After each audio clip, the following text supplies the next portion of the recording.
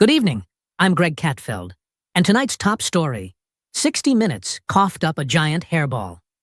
Apparently, claws were out after editor Barry Weiss tried to pause a segment, and the reporters said, "Nope, release the mice.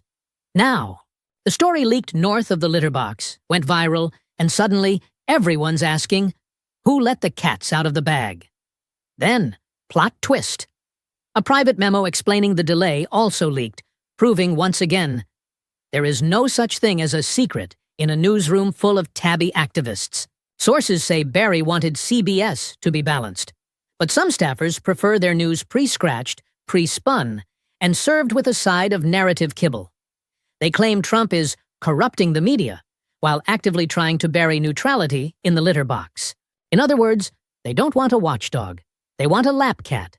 That's tonight's MS Meow. Stay curious, stay claw skeptical. And remember, if the news smells funny, it probably wasn't buried deep enough.